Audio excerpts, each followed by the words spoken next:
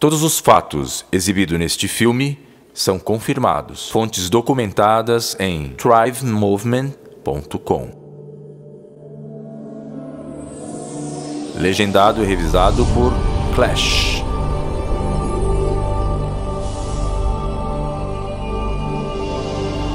Agradecimentos MHB e Poli.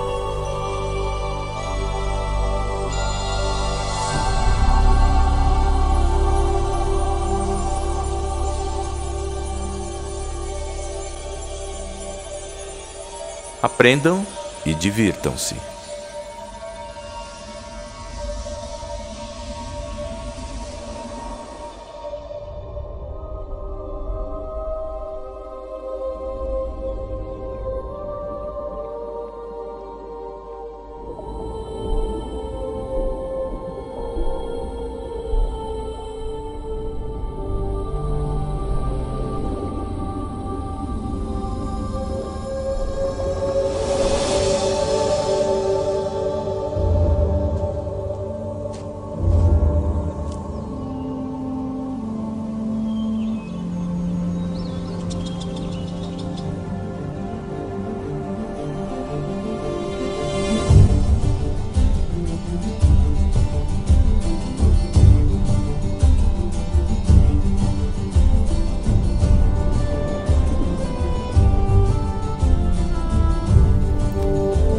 Todo sistema vivo existente em nosso amado planeta é uma expressão da fantástica habilidade que o universo tem de se manter em perfeito equilíbrio, para depois fazer o que a vida foi destinada a fazer: prosperar.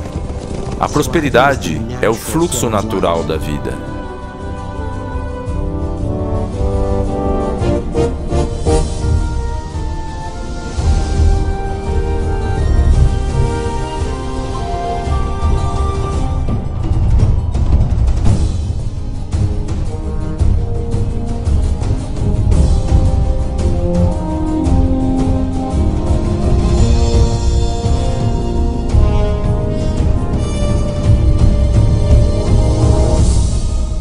Considere o que certamente é a maior maravilha de todas. Como um pequeno óvulo e um único espermatozoide podem desencadear um processo que, ao final, conseguem fazer mais de um de nós. Um ser de habilidades extensas e potencial ilimitado.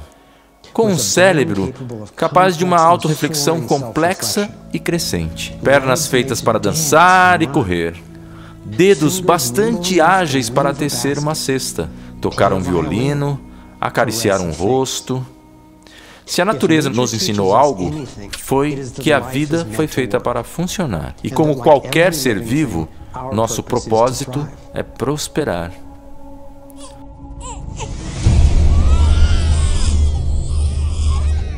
Mesmo assim, para a maioria das pessoas do nosso planeta, a vida não se trata de prosperidade, mas sim de sobrevivência. Apenas tentando aguentar firme. Isso é mesmo o melhor que podemos fazer? O universo trabalhou por cerca de 14 bilhões de anos apenas para conceber uma espécie que terminaria como inimiga da própria vida e de sua própria casa? Eu acho que não. Meu nome é Foster Gamble e passei uma vida inteira tentando entender o que aconteceu. O que está acontecendo que possa ser responsável pela enorme agonia e depravação deste planeta? Desde a minha juventude, guiado por todo o sofrimento que já presenciei e pela segurança de nossa sobrevivência, me lancei numa jornada buscando respostas para perguntas como: será que é possível que os humanos prosperem? Se sim, por que não estamos? Minha investigação me levou a lugares que nunca imaginei ir, revelando descobertas surpreendentes que, a princípio, pareciam não estar relacionadas, mas acabaram se mostrando estarem crucialmente conectadas, como poderemos ver. Eu encontrei um código, um padrão na natureza que está inserida nas artes e ícones através dos séculos. E acredito que esse código guarda a chave para uma nova fonte de energia, limpa e sustentável, que poderia revolucionar completamente o modo que as pessoas vivem. Também descobri como o nosso sistema econômico está sendo corrompido e também o que podemos fazer a respeito. Minha viagem revelou maneiras para que possamos exercer nosso poder de criar sistemas saudáveis e libertadores por toda a Terra. E me dei conta de que nós não somos o erro, apenas estamos errados. Diminuímos nosso brilho. Perdemos nossa força, ficamos ignorantes de nossa genialidade, sem saber do nosso real poder e magnificência. Mas tudo isso está prestes a mudar. Convido a você a compartilhar comigo os pontos altos da minha jornada. Criei este navegador para que nos leve através do espaço e tempo. Deixe-me mostrar-lhe. Nessa tela, nós poderemos acessar o que eu chamo de nossos pontos vitais, que são dados cruciais que nós não obtemos através da mídia tradicional. O que nos Estados Unidos foi reduzida de 50 para cerca de apenas 5 empresas. Usemos isso para verificar como o nosso mundo realmente está. Na tela da direita, vamos monitorar como conseguir um sistema para uma vida saudável e sustentável no planeta Terra. Eu as chamo de navegação por insights. E esta será a nossa bússola. Em vez de uma agulha apontando para o norte de acordo com o campo magnético da Terra, nossa bússola é a forma do campo em si. E essa forma, como você verá em breve, tem surpreendentes ramificações tecnológicas e sociais. Depois de uma busca que levou uma vida, eu realmente acredito que esse padrão contém a chave de um mundo funcional para todos. Então vamos lá.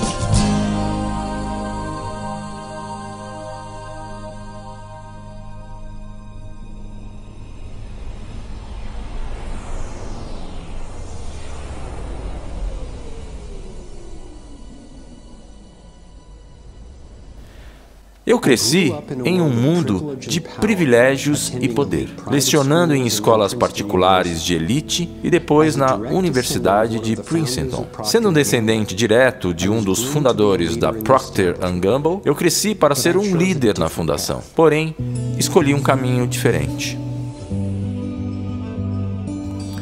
Desvendando o código. Eu comecei a acordar quando eu ainda estava no primário. Os adultos me ensinaram que a forma de me proteger de uma explosão nuclear era ficar embaixo da mesa e cobrir a cabeça com as mãos. Foi aí que perguntas mais sérias começaram. Alguns anos depois, eu tive uma experiência direta com a energia universal. Aconteceu um dia quando eu estava voltando no ônibus escolar, olhando pela janela. Eu tive uma visão de um padrão em redemoinho. Eu sabia que o mesmo fluxo de energia que eu estava vendo era o mesmo de um átomo e também o mesmo que o nosso sistema solar inteiro. Senti profundamente que, de alguma forma, até eu era feito deste mesmo padrão. E esta visão foi o que realmente me guiou para a ciência, a começar a entender como funciona o universo e como os humanos se encaixam nesse padrão de energia vital. Anos depois, aprendi que o padrão que eu vi já era conhecido por alguns no mundo científico. Acontece que em 1921, Albert Einstein obteve o Prêmio Nobel por descobrir que, quando a energia é liberada no universo, há pequenos pacotes de totalidade que emergem. Este padrão, na verdade, nos diz muito sobre como a vida evolui, considerando as duradouras maravilhas da criação por todo o universo. E quão insustentáveis são muitos dos sistemas humanos. Eu acho que aprender sobre a forma como o universo cria e mantém a vida seria bastante útil. Cada um desses pequenos pacotes de totalidade que Einstein descobriu, chamados quânons, são feitos de seu meio ambiente, mas distintos por dentro, como um redemoinho na água. Esses pacotes têm sempre o mesmo padrão, não importando o seu tamanho. e são surpreendentemente relevantes, pois parecem estar conectados a temas como as guerras no Oriente Médio, o colapso financeiro global e como conseguir justiça para todos. Estamos prestes a explorar como. Os matemáticos chamam este padrão de torus. A energia no torus flui através de um extremo, circula através do centro e sai pelo outro lado. É equilibrado, autorregulado e sempre completo. Fui oficialmente apresentado ao torus pela primeira vez pelo cientista e inventor Arthur Jung. O futurista Duane Elgin explica como o torus é o padrão primário que a natureza usa para a vida, em todas as escalas. A evolução tem a ver com se desdobrar, desenrolar. Então a pergunta é, o que o universo está desenrolando? O universo está se desenrolando em sistemas auto-organizados e, como se podem ver, isso está em todas as escalas. Um sistema auto-organizado é um termo técnico para um sistema que toma conta de si mesmo. E se olharmos para a natureza, podemos observar essas formas auto-organizadas. Em todos os lugares podemos ver na seção transversal de uma laranja e também na de uma maçã. Podemos ver na natureza dinâmica de um tornado, podemos ver no campo magnético ao redor da Terra. Há um campo magnético similar ao redor de um indivíduo. Podemos ver na estrutura de uma galáxia inteira. Podemos ver na estrutura de um pequeno átomo. E em todas as escalas, através de toda a história. O universo tem apenas um projeto. Está fabricando torus. O universo é uma fábrica de torus.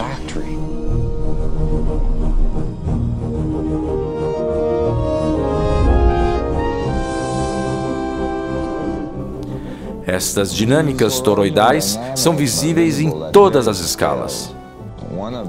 Uma delas é a nível galáctico, as quais são estruturas enormes e giratórias que contêm estrelas. Parece que, tipicamente, grandes globos de galáxias girando têm vórtices que vão da borda ao centro do halo que as rodeia.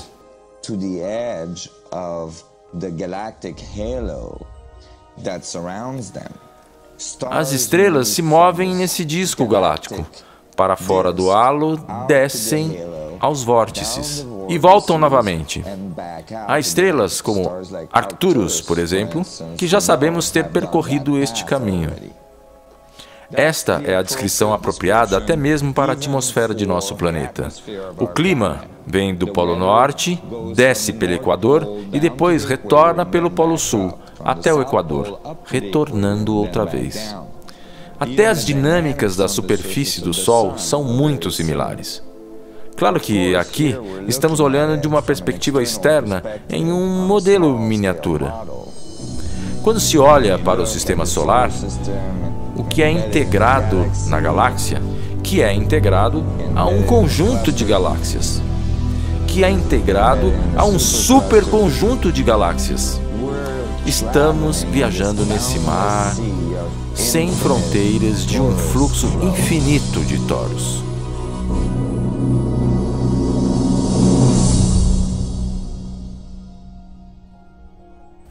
O torus é como a respiração do universo.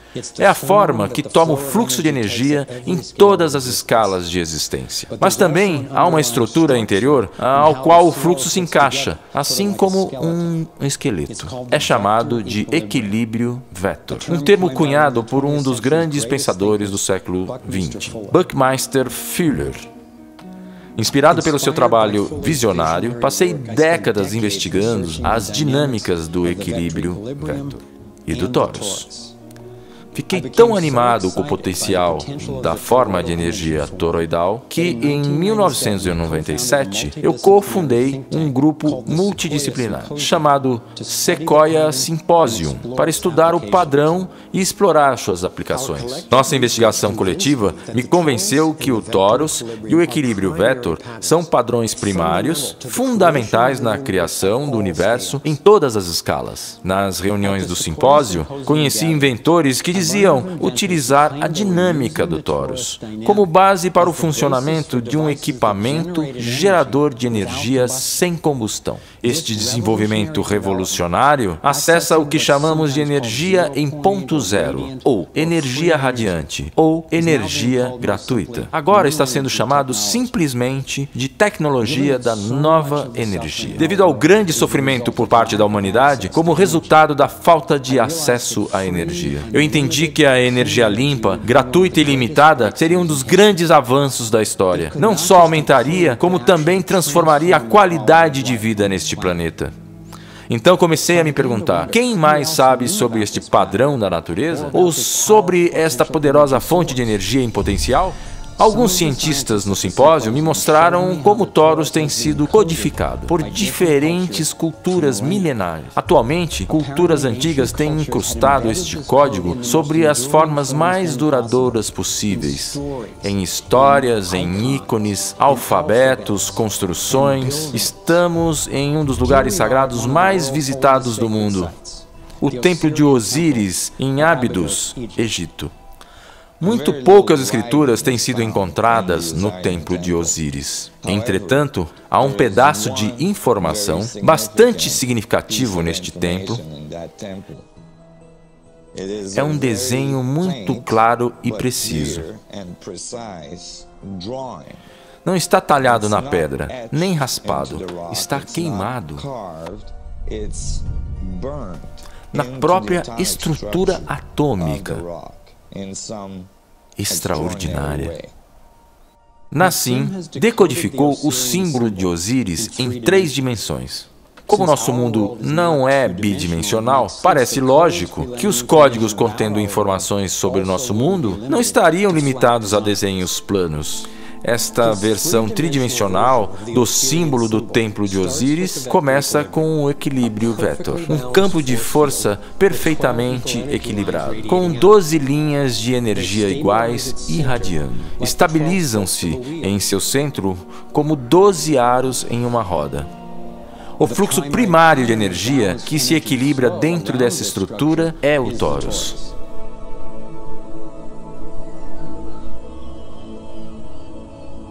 Aqui, nós expandimos para uma escala maior, com um total de 64 pirâmides chamadas de tetraedros.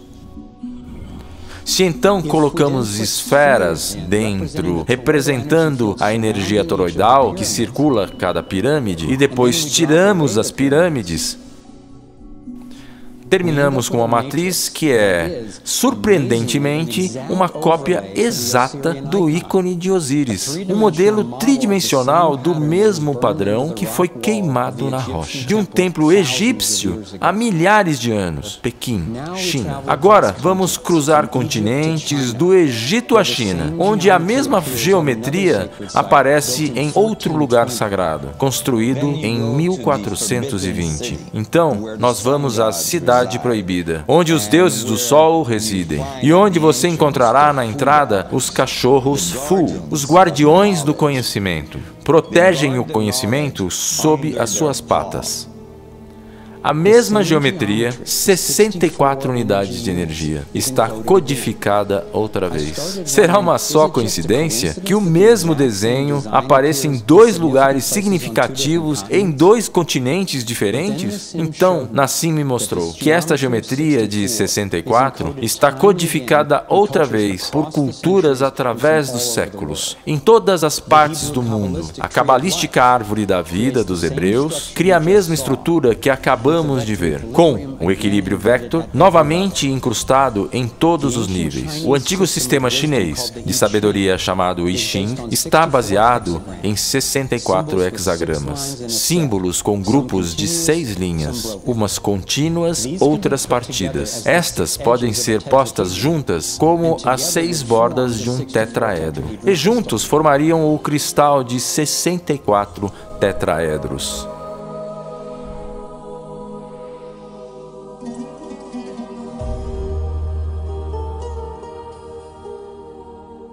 O mesmo padrão aparece em investigações científicas modernas. A hélice dupla tem um alfabeto de 64 códones, usados para codificar o DNA humano. Eu vi que existe um conhecimento avançado da geometria viva do universo há milhares de anos. Mas como será que eles a descobriram? A maioria das histórias do Egito Antigo e dos Maias e dos Incas falam sobre deuses do Sol descendo à Terra e ensinando-os engenharia, escrita e todas as suas ciências. Comecei a me questionar se todos esses deuses do Sol não foram civilizações avançadas que vieram de outra parte de nossa galáxia.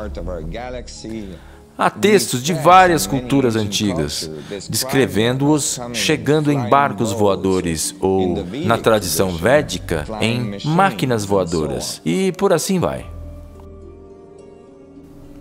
Há muitas menções destes deuses do Sol em vários períodos do tempo.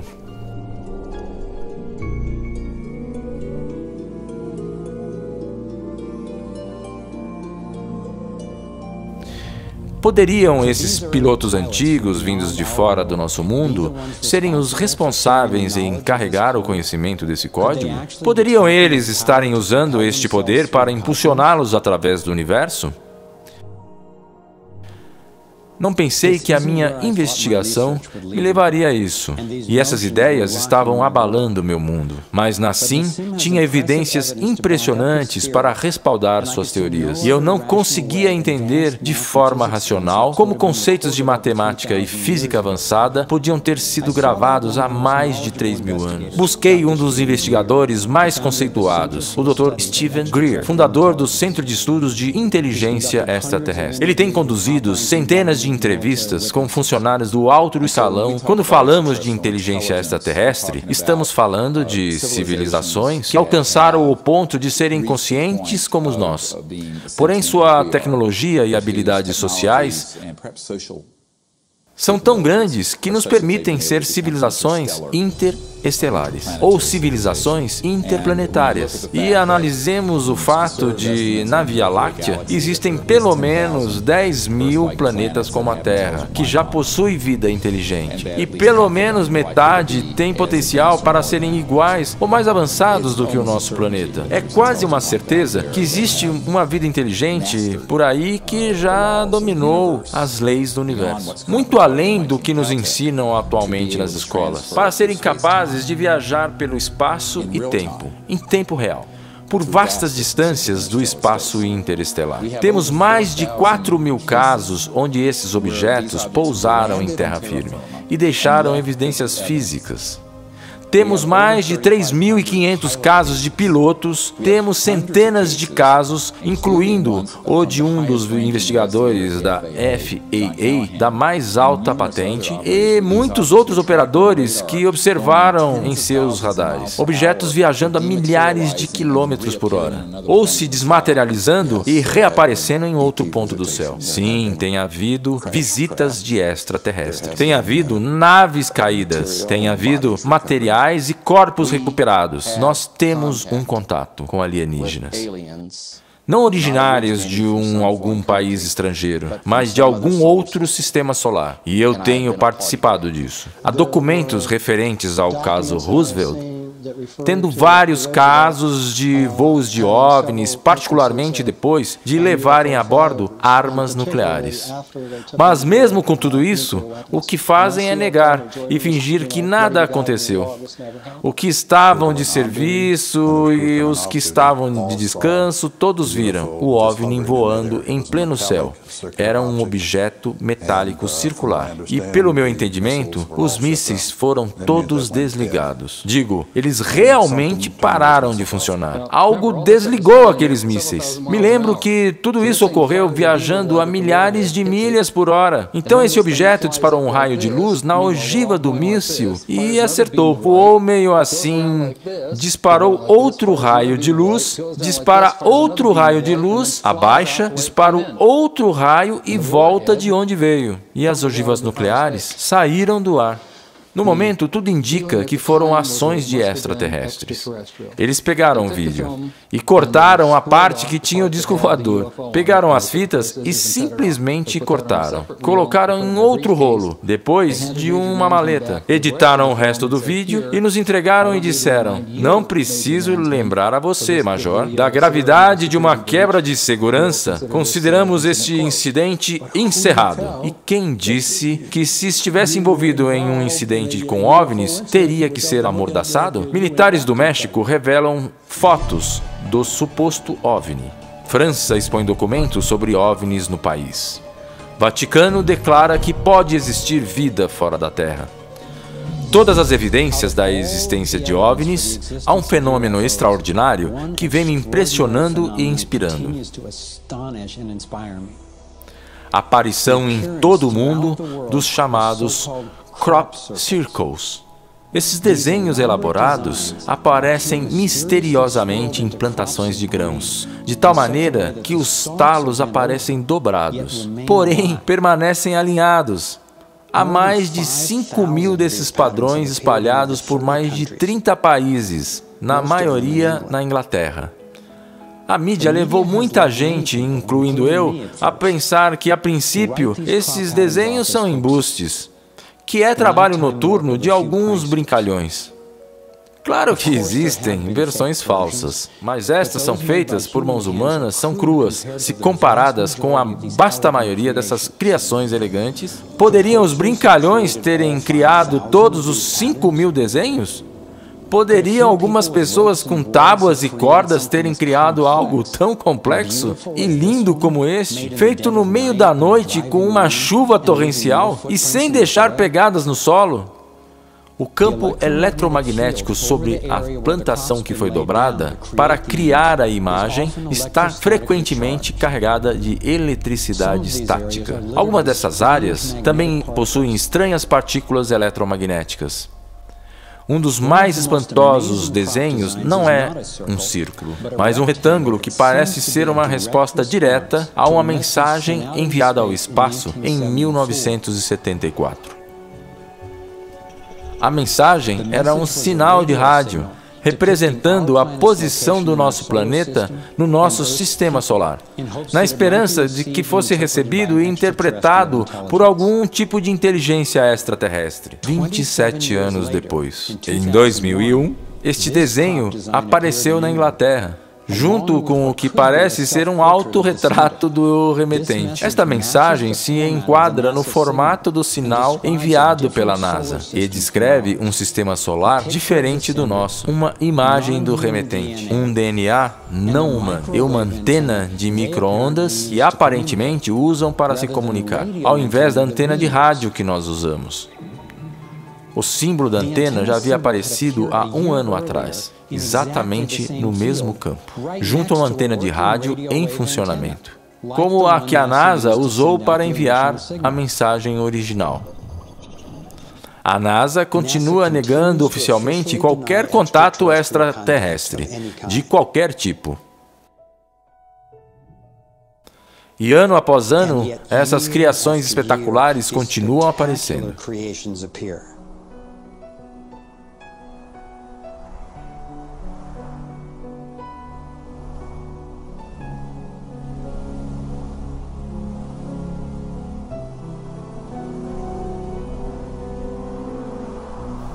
Então, o que podem significar esses notáveis desenhos?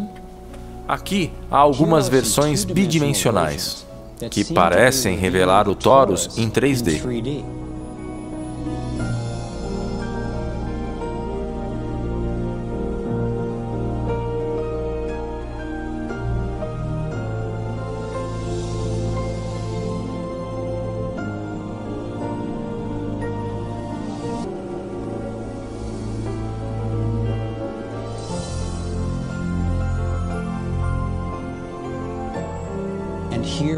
E aqui está o equilíbrio vector.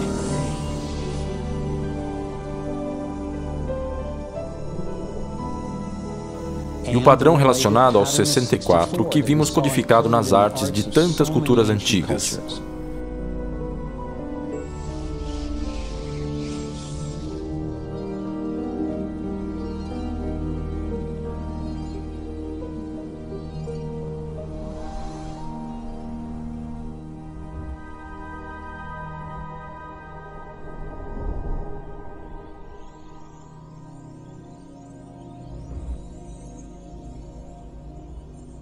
Quando vi a ligação entre os crop circles e as codificações antigas, eu imaginei que quem quer que as tenha criado e onde fosse, deve haver um propósito importante nesses desenhos.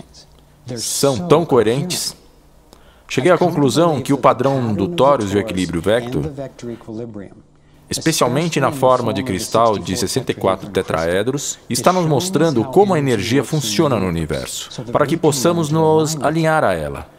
Creio que estão nos dando um modelo para que possamos alcançar a energia de uma forma limpa, segura e limitada. E uma nova forma de propulsão. Que outra importante mensagem possa existir para que nos contatem, especialmente agora na perspectiva deles, já que estamos começando a nos descuidar também de lugares além do nosso planeta. Tive outra confirmação dessa noção quando conheci o Dr. Jack Kasher, um professor de física da Universidade de Nebraska, que também tem investigado o fenômeno OVNI. Apresentando-se no simpósio, Dr. Kasher exibiu uma notável série de desenhos, feitos por uma mulher chamada Laine Andrews, que disse ter sido convidada a subir em uma nave extraterrestre. Me assustei ao ver os desenhos detalhados do campo de energia toroidal, que ela disse que pulsava sobre o veículo e protegia os passageiros. Seguidamente, entrevistei James Gillian. James tem muitas horas de gravações de avistamento de OVNIs no seu rancho em Mount Adams, Washington. Também disse ter subido a bordo de uma nave extraterrestre. O que me surpreendeu foi que ele não conhecia Laine Andrews. E mesmo sem ter conhecimento de sua experiência, ele descreveu um fenômeno surpreendentemente similar. Várias naves com anéis giratórios de luz. Será apenas coincidência que James e Laine descreveram a mesma dinâmica do Taurus? E que ambas as pessoas tenham sido bastante assediadas por agências governamentais e militares? Para alguns, a ideia de OVNIs pode parecer loucura. E mesmo assim, de outra perspectiva, é completamente plausível. A Terra tem algo em torno de 4,5 bilhões de anos. São 450 mil milhões de anos. Supondo que haja outro planeta exatamente como o nosso, muito parecido, mas com 450 mil milhões de anos, estão 1 milhão de anos à nossa frente, em escala galáctica. São quase como irmãos gêmeos. Então, onde estaríamos daqui a 1 milhão de anos? Nós resolvemos esses problemas, pois há outra maneira, seja por buracos de minhoca ou curvando o espaço. Tem de haver uma forma de gerar energia, para te impulsionar pelo vácuo. E o fato deles estarem aqui nos mostra que eles encontraram uma maneira. Este é um grande choque para o sistema humano que está em processo. Eu entendo porque há pessoas na nossa geração que aspiram por pontos de liderança política, etc., que não se atrevem a responder a essa pergunta. É um desafio fundamental de visão de mundo. Então, aqui estamos, uma espécie relativamente imatura, lutando com a possibilidade de autodestruição. Se alinhar com o Taurus é a chave para uma nova forma de ter acesso a uma energia limpa e segura. Imagine as implicações. Este poderia ser o avanço tecnológico mais importante do nosso tempo. Então, quem não iria querer uma fonte de energia ilimitada e disponível livremente? Esta se transformou em uma pergunta-chave. E foi isso que me levou para a próxima toca do coelho.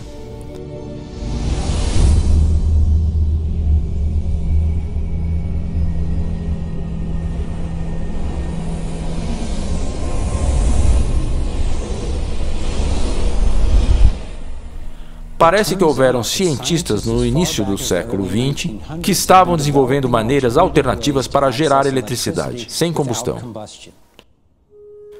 Nikola Tesla acreditava estar explorando o que chamou de energia radiante. Muitos cientistas da atualidade creem que ele estava acessando o que agora chamamos de energia livre. Mas antes que Tesla pudesse terminar seu projeto, seu financiador, o banqueiro J.P. Morgan, que tinha o monopólio do cobre utilizado para as redes elétricas, reconheceu que os trabalhos de Tesla poderiam transmitir eletricidade sem a necessidade de cabos. E então, cancelou os fundos de Tesla. O laboratório de Tesla foi incendiado e ele foi exilado. Tudo por tentar implementar sua visão de energia ilimitada para todos.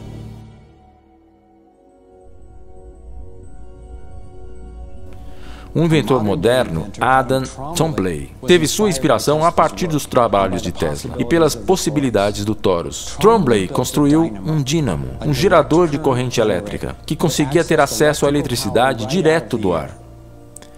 Tentamos demonstrar que, ao limitar o campo magnético da Terra e rotacionando esse dispositivo, podemos criar um dínamo que funcione. E, de fato, ele funciona.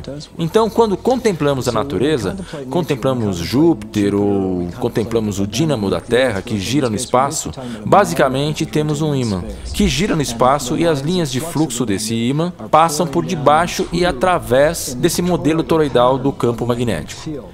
Também se expande e se contrai, respira, está tomando energia diretamente do espaço, literalmente, e transformando-a. Bem, aqui nesse toroide, nós temos energia suficiente para transformar toda a Terra. E isto não é apenas uma declaração teórica, é uma verdade literal. Contemplar as implicações disso significa que cada lugar da Terra, de repente, tem poder. Cada pessoa do planeta, de repente, tem energia. Temos abundância universal. Trombley foi convidado a demonstrar um dos seus geradores na ONU, perante o Senado dos Estados Unidos. Porém, esses eventos foram minados pela primeira administração Bush. E o protótipo aparelho foi levado por uma batida do governo americano. A experiência de Trombley não é a única. Sempre quando o inventor aparece com uma nova tecnologia promissora no campo de energia livre, nos contam histórias similares de supressão. O inventor John Bedini começou a trabalhar com as teorias de Tesla para gerar energia radiante há algumas décadas e produziu uma série de aparelhos carregadores que geram mais energia do que requerem para trabalhar.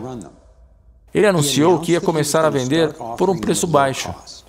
Pouco depois disso, foi atacado em seu laboratório, ameaçado e persuadido a não produzir tais aparelhos. Pela sua própria segurança, teve que abandonar a sua invenção de energia gratuita.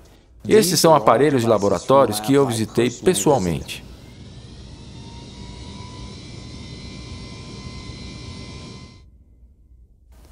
Agora,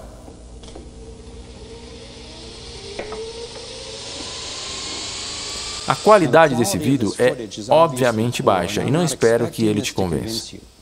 A questão é que estar lá com esses inventores, acompanhado por experts, e vendo esses dispositivos de energia nova em funcionamento, me convenceu de que a tecnologia é real. E as implicações disso, para mim, são absolutamente emocionantes. O canadense John Hutchinson não só criou baterias de energia livre, mas também usou as teorias de Tesla para criar antigravidade, para fazer objetos levitarem. Isso poderia revolucionar a área da propulsão. Seu laboratório foi invadido e seus equipamentos confiscados pela polícia e governo em 1978, 1989 e novamente no ano 2000. Um dos cientistas que entrevistamos para este filme foi o Dr. Eugene Malov, um engenheiro do MIT em Harvard, editor da revista Energia Infinita, que cobre o desenrolar das questões tanto tecnológicas quanto teóricas no campo da nova energia.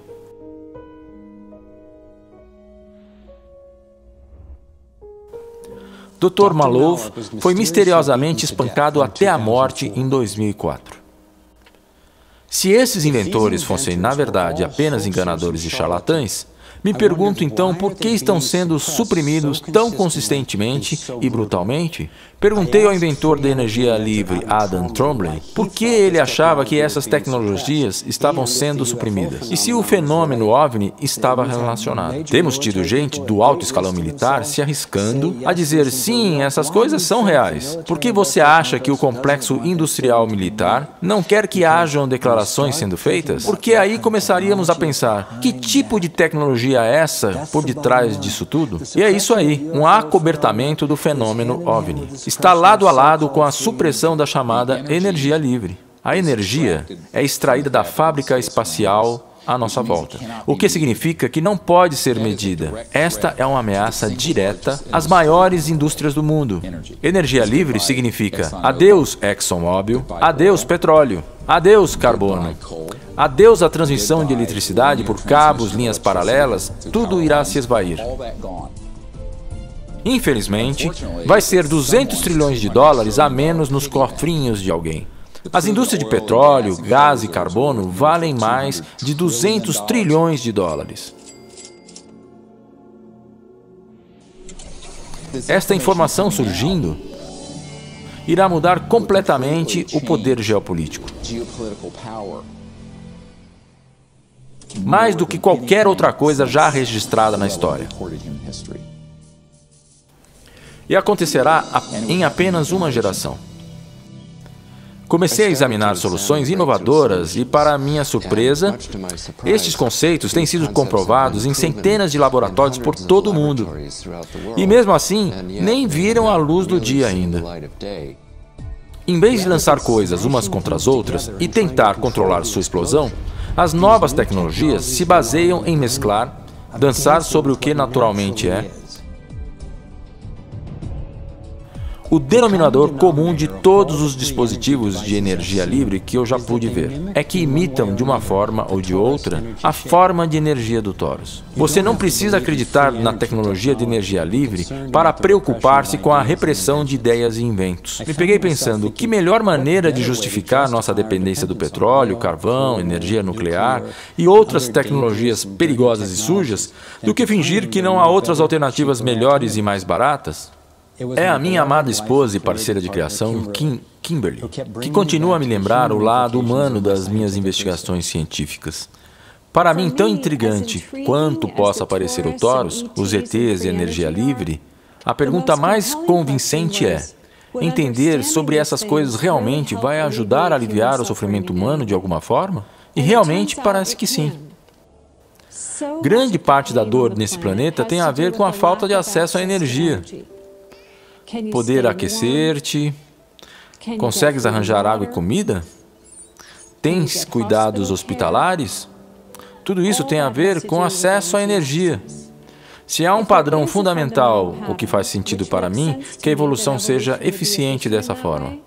E que, se pudermos alinhar esse padrão para criar novas tecnologias que resolveriam os nossos problemas.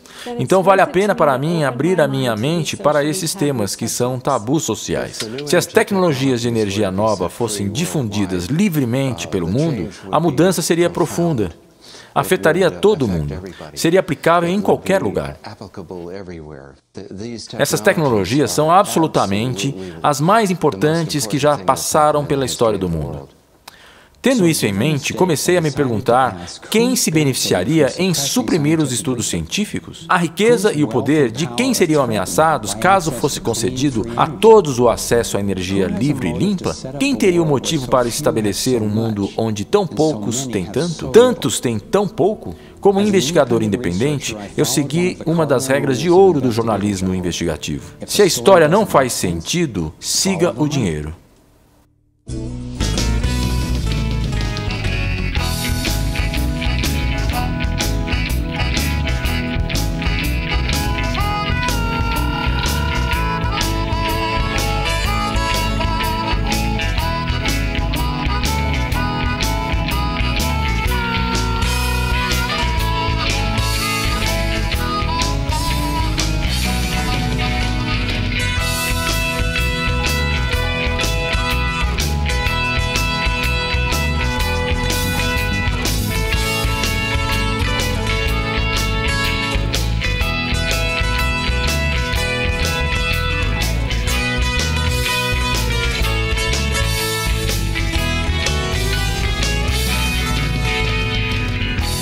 Sonhei um mundo novo, semente de meu povo, ação desenfreada, a mente abarbalhada, tá tudo dominado, o amor abandonado, só ouvem a cabeça, sou eu quem ri a beça. Só ouvem a cabeça, sou eu quem ri a beça. Aliás, tá tudo dito, aliás, tá tudo escrito. Fogo dá o pé, fogo dá o pé.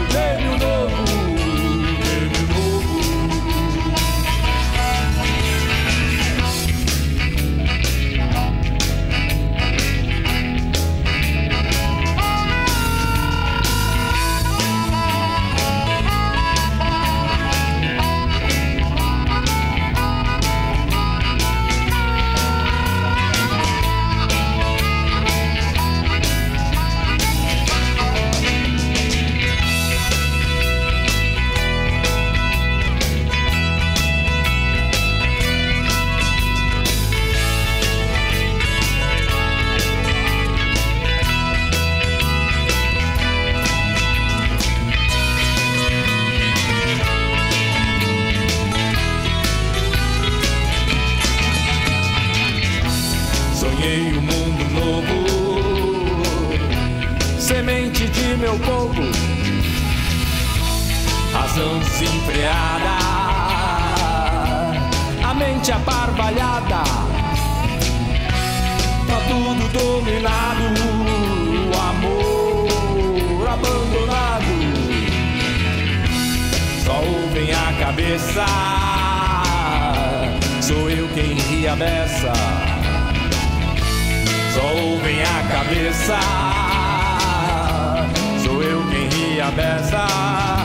Aliás, tá tudo dito, aliás, tá tudo escrito. Povo,